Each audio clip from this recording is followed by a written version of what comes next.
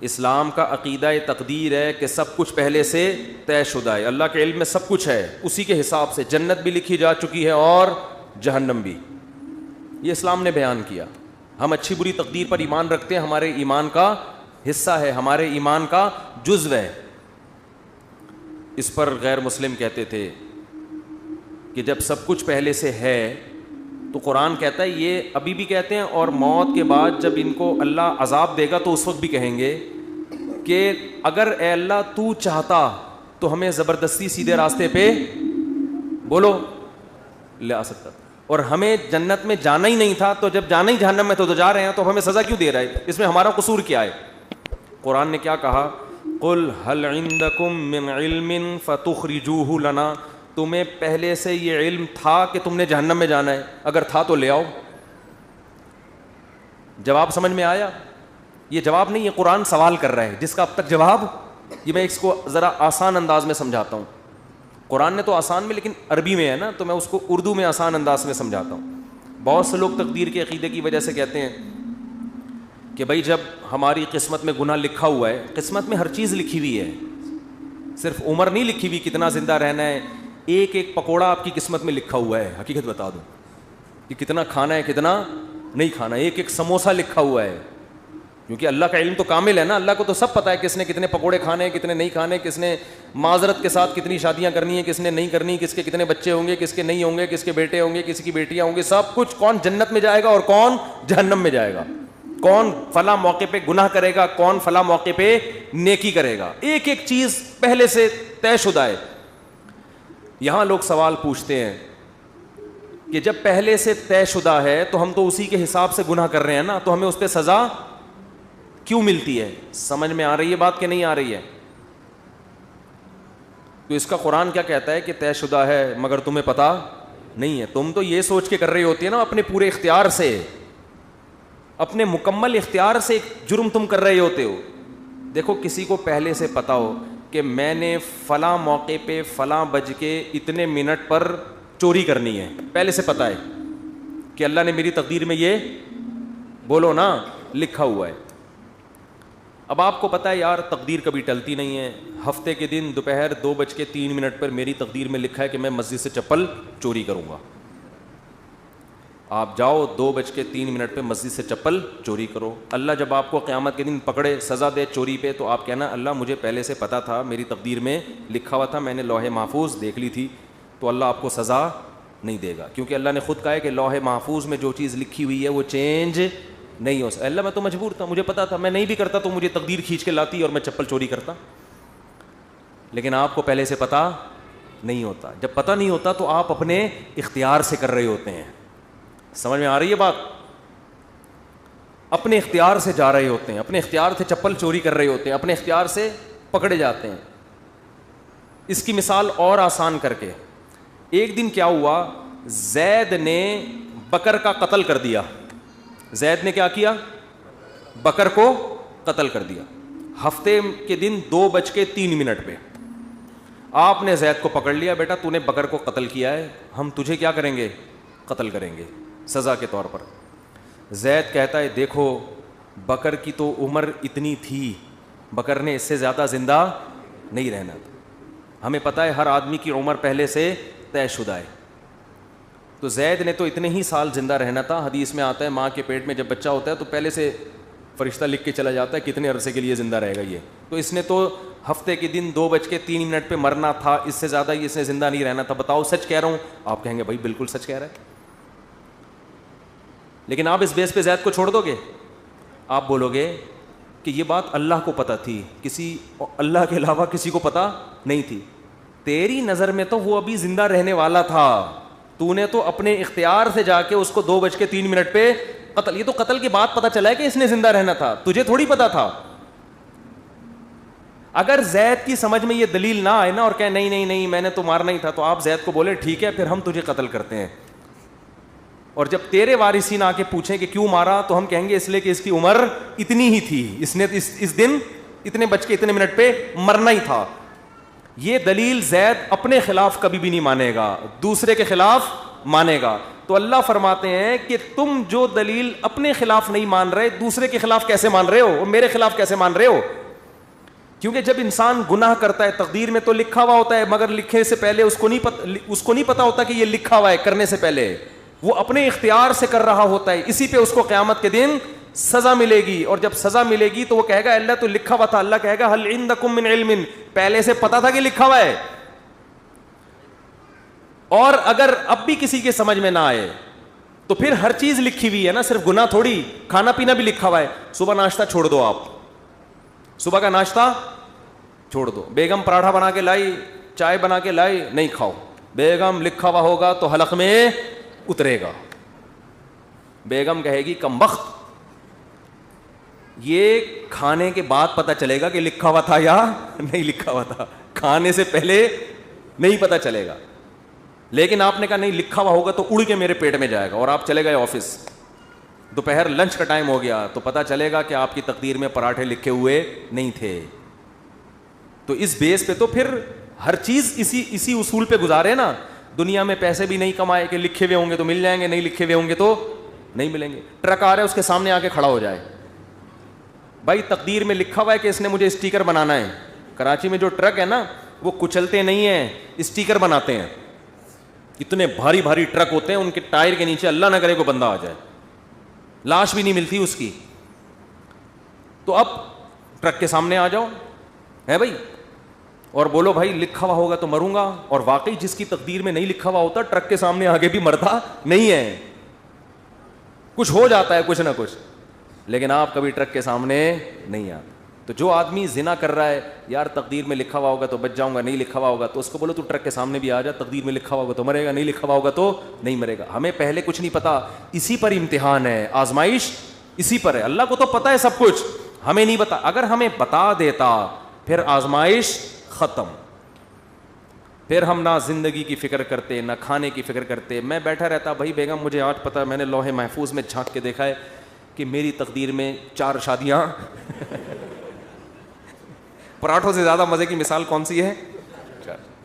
میری تقدیر میں یہ 4 لکھی ہوئی ہیں, مجھے رشتہ تلاش کرنے کی ضرورت نہیں ہے. اور واقعی کچھ لوگوں کی تقدیر میں لکھی ہوئی ہوتی ہیں, وہ نہیں بھی کر رہے ہوتے پھر بھی ہو جاتی. پنجاب میں ایک بہت بڑے بزرگ ہیں, نام نہیں بتاؤں گا, تو وہ 4 ہیں ان کی ماشاءاللہ. میں نے کہا بھائی یہ کیسے؟ انہوں نے کہا جو بیوہ ہوتی ہے نا محلے میں, لوگ زبردستی ان کے کھاتے میں لا کے ڈال دیتے ہیں, زبردستی ان کے کھاتے میں لا کے ڈال دیتے ہیں. حضرت آپ حضرت پاؤں پکڑتے ہیں, حضرت وہ بیچارے کر لیتے ہیں, نہیں چاہتے ہوئے بھی کر لیتے ہیں. تو دیکھو یہاں لوگوں کو مل نہیں رہی, اور جن کی تقدیر میں لکھی ہوئی ہے زبردستی ان کے کھاتے میں لا لا کے ڈالی جا رہی ہیں. تو شکر ہے 4 سے زیادہ کی اجازت نہیں ہے, ورنہ پنجاب کی ساری بیوائیں اور مطلقہ ان کے کھاتے میں. بڑے نیک ہیں وہ بزرگ, بہت نیک ہیں. تو اس لیے قرآن یہاں بھی بجائے آپ کا سوال کا جواب دینے کے نا کہ تقدیر میں لکھا ہوا ہے, قرآن آپ سے سوال کر لیتا ہے الٹا. تو یہ بھی ایک دلیل سے بات کرنے کا طریقہ ہوتا ہے کہ آپ اگلے کا سوال دینے کے بجائے آپ کہیں چل مان لیا تیری بات ٹھیک ہے, لیکن پھر ہمارا اس پہ یہ سوال ہوتا ہے, اس کا تو جواب دے. وہ قیامت تک بوکھلاتا رہتا ہے, اس کے پاس اس کا جواب نہیں ہوتا. تو ہمارا ایمان ہے, ہمارے ایمان کا حصہ ہے یہ چیز کہ ہر چیز پہلے سے طے شدہ ہے, جنتی بھی جہنمی بھی سب کچھ. کل میسر لما خلق لا, حدیث میں آتا ہے کہ جس کو اللہ نے جو جہاں کے لیے بنا ہے نا اس کو ویسے اعمال کی توفیق ملتی ہے. اب ہمیں نہیں پتا ہمیں اچھے اعمال کی توفیق ملے گی یا برے اعمال کی, کر کے دیکھ لو.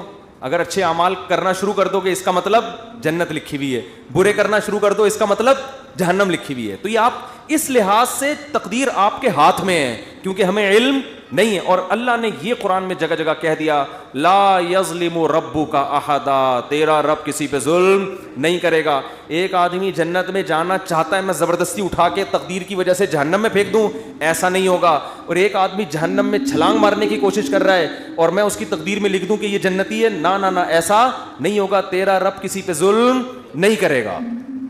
سمجھ میں آ رہی ہے بات کہ نہیں آ رہی؟ تو میں قرآن کا انداز بتا رہا ہوں کہ قرآن بسا اوقات سوال کا جواب دینے کے بجائے کیا کر لیتا ہے, سوال اٹھا لیتا ہے. تو یہ ہمیں اس سے سبق ملتا ہے کہ اہل باطل کے ہر اعتراض کا جواب مت دیں, بلکہ الٹا ان سے سوال پوچھنا شروع کر دیں. سمجھتے ہو؟ یہ بھی ایک جان چھڑانے کا, یعنی صحیح طرح سے جان چھڑانے کا طریقہ ہے کہ تم بھی تو ان باتوں کا جواب دو نا. جیسے موسیٰ علیہ السلام سے فرعون نے یہ کہا کہ الم نربیک فینا ولیدا ولبثت فینا من عمرک سنین, اے موسیٰ آج تو میرے سامنے مجھے نصیحت کر رہا ہے, مجھے غلط کہہ رہا ہے, تو میں نے تجھ پر احسان کیے کہ بچپن سے تجھے اپنے محل میں پالا, تو میرے ان احسانات کا جواب چاہیے. تو موسیٰ علیہ السلام نے بجائے جواب دینے کے الٹا فرعون سے سوال کر لیا ہے بھائی, تلک نعمت تمنھا علی ان عبدت بنی اسرائیل, اے فرعون یہ نعمت بھی تو ہے کہ تو نے صدیوں سے میری قوم کو غلام بنایا ہوا ہے اور ان کے مردوں کو قتل کر رہا ہے, میری قوم کی عورتوں کو زندہ رکھتا ہے اور مردوں کو کیا کرتا ہے, قتل. تو ذرا بیلنس کر کے دیکھ لے, ٹھیک ہے نا, بہت مشکل ہے بات سمجھانا. تو کیا کر لے, پلس مائنس کر لے. یہ ایک احسان اگر مان لیں اس کو احسان ہے کہ میں تیرے محل میں پلا بڑا ہوں, تو یہ جو میرے ساتھ میری قوم کے ساتھ ظلم ہو رہا ہے یہ بھی تو میری ذمہ داری ہے کہ میں اس کے خلاف آواز اٹھاؤں. تو فرعون یہ جواب, اس جواب کے بعد فرعون کیا ہو گیا, مزید کوئی احسان نہیں گنایا کہ تو نے اس دن میرے ہاں کھانا بھی کھایا تھا, اس دن ٹھنڈا پانی بھی پیا تھا, اس دن یہ بھی ہوا تھا, اس دن تو بیمار تھا تو میں نے تیرا علاج بھی کروایا. فرعون نے کہا یہ ایسی دلیل پیش کر دی ہے کہ بھائی سینکڑوں انسانوں کے قتل کے مقابلے میں یہ کیا اس کی حیثیت ہے, اتنے لاکھوں لوگ میں نے مار دیے جان سے. تو اہل باطل کی کوشش ہوتی ہے ہمیشہ آپ پہ سوار رہے ہیں, تو آپ بجائے, وہ ہمارے حضرت ایک واقعہ سنایا کرتے تھے کہ ایک آدمی اللہ سے دعا مانگ رہا تھا, اے اللہ گھوڑا دے دے. سواری کے لیے گھوڑا مانگتے ہیں نا, دیہاتی آدمی تھا بیچارہ سیدھا سادہ, اے اللہ تو نے اتنے لوگوں کو گھوڑا دیا, اے اللہ مجھے بھی گھوڑا دے دے. تو ایک دن کیا وہ چلا جا رہا ہے, دعا مانگ رہا ہے اللہ مجھے بھی گھوڑا دے دے. اس زمانے میں گھوڑا ایسے جیسے لینڈ کروزر, دعائیں مانگ رہا ہے اللہ میں غریب آدمی مجھے بھی گھوڑا دے دے. ایک دن کیا ہوا کہ ایک سیٹھ صاحب کی گھوڑی نے بچہ دیا.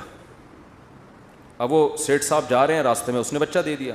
تو سیٹھ صاحب کو کوئی نظر نہیں آیا, اس نے اس کو بولا, تھپڑ مار کے بولا یہ اٹھا اپنے کندھے پہ لے کے میرے گھر پہنچا اس کو. ابھی بیچارہ ٹینشن میں آیا, گھوڑی کا بچہ بھاری ہوتا ہے, وہ اٹھا کے اپنے کندھے پہ لے کے جا رہا ہے اور کہہ رہا ہے اے اللہ تو دعا سنتا تو ہے سمجھتا نہیں ہے. معاذ اللہ, سنتا تو ہے, میں نے گھوڑا مانگا تھا سوار ہونے کے لیے, تو نے گھوڑے کو مجھ پہ سوار کر دیا. گھوڑا تو نے دیا مگر میں نے اس مقصد کے لیے تھوڑی مانگا تھا گھوڑا. معاذ اللہ, نقل کفر نباشت. تو بجائے اس کے کہ باطل کو اپنے اوپر سوار ہونے دو, باطل کے اوپر سوار ہو جاؤ کہ تم تو اتنے صبح شام اعتراضات, یہ بھی غلط, یہ بھی غلط, یہ بھی غلط, یہ بھی غلط. تو تمہارے اندر بھی تو بہت ساری غلطیاں ہیں, تو ان کو فیس کرنے کے لیے باطل کبھی تیار نہیں ہوتا. اور ہم اس غلطیوں کا جواب دیں گے جن کو تم غلط کہہ رہے ہو, حقیقت میں وہ غلط نہیں ہے, اس کے تو ہم جواب دینے کے لیے تیار ہیں, لیکن ہم بتا رہے ہیں کہ تمہارے اندر تم نے جو کچھ کیا ہے اس کا جواب اس کے لیے تیار نہیں ہوتے. تو یہ سیاستیں ہوتی ہیں, چالاکیاں ہوتی ہیں, سمجھتے ہو بات کو. تو خیر جلدی سے بیان کو سمیٹ کے ختم کر.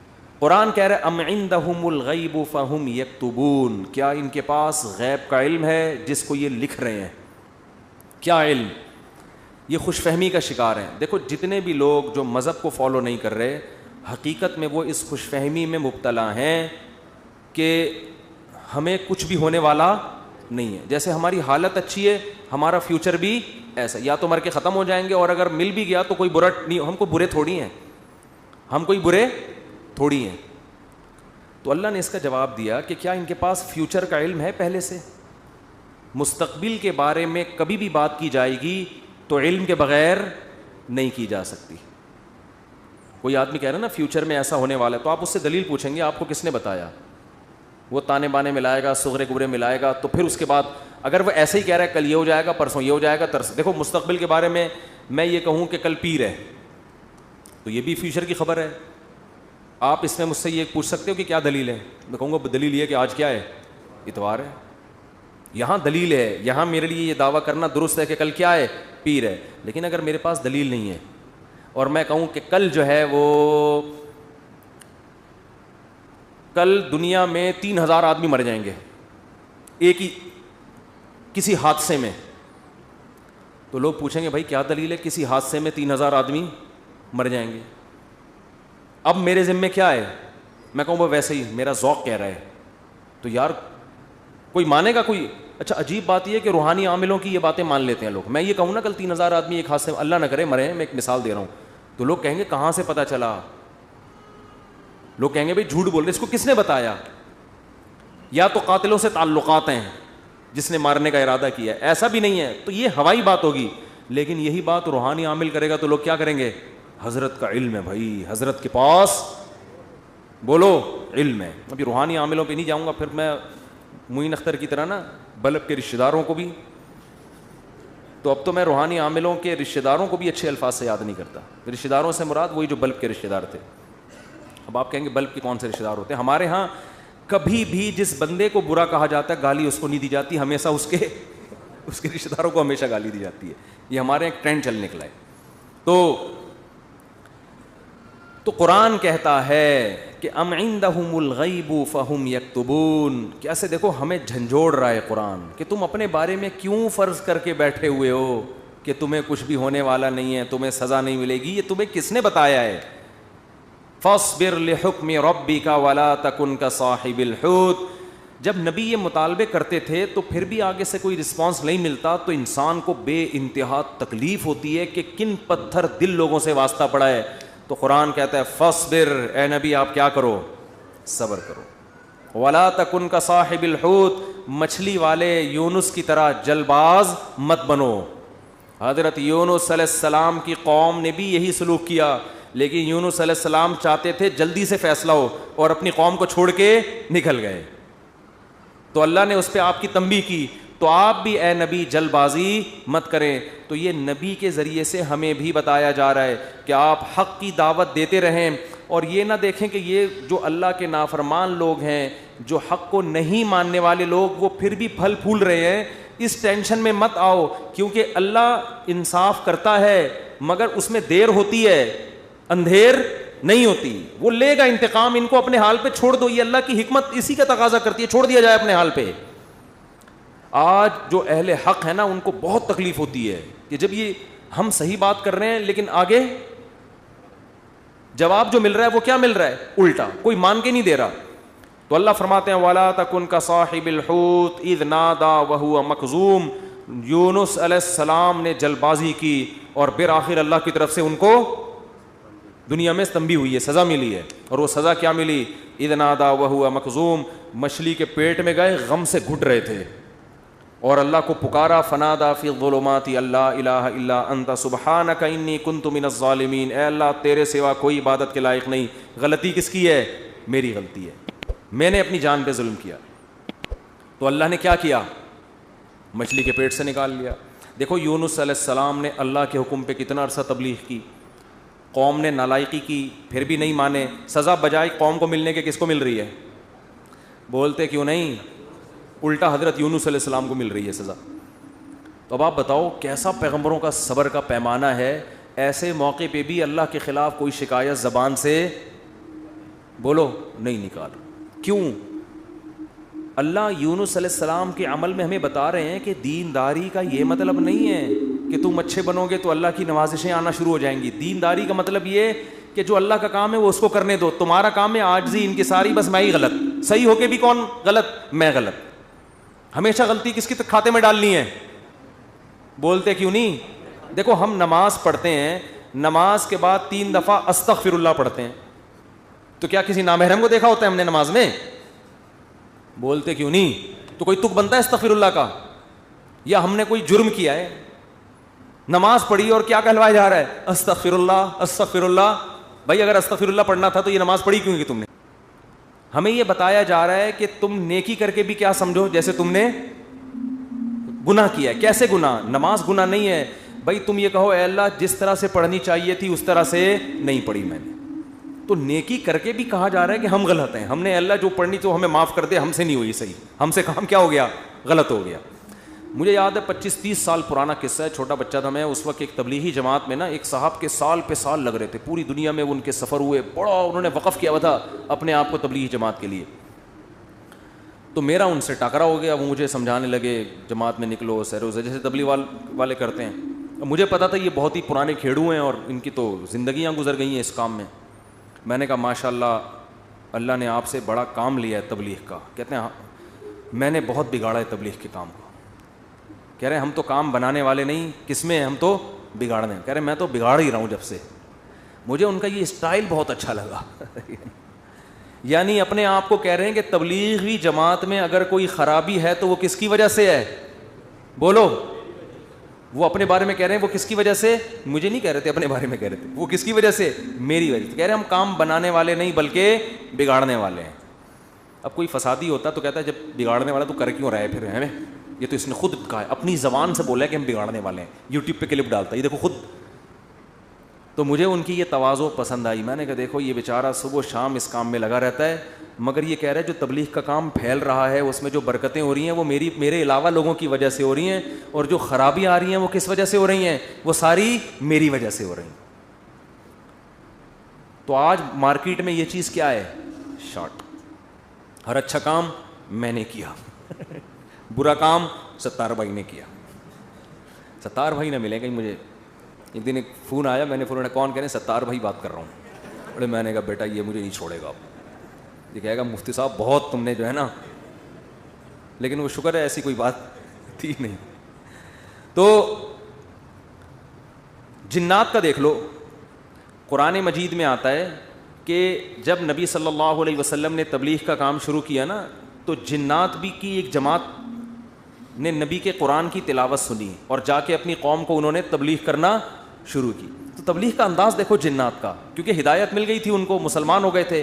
تو تبلیغ کیسے کر رہے ہیں کہ بھئی دیکھو دنیا میں کوئی بڑا کام ہوا ہے, ہمارا آسمانوں پہ داخلہ بند ہو گیا, انا لا ندری, ہمیں نہیں پتا, اشر ارید بمن فی الارض, کہ جو اللہ نے محمد صلی اللہ علیہ وسلم کو دنیا میں بھیجا اور شیاطین کا اوپر جانے کا سیٹ اپ بند کر دیا, ہمیں نہیں پتا کہ زمین والوں کے ساتھ شر کا ارادہ, کیونکہ بعض دفعہ اللہ پیغمبروں کو بھیجتے ہیں حجت تمام کرنے کے لیے تاکہ حجت تمام ہو اور پوری قوم کو تباہ کر دیں, تو شر بھی ہوتا ہے نا اس میں.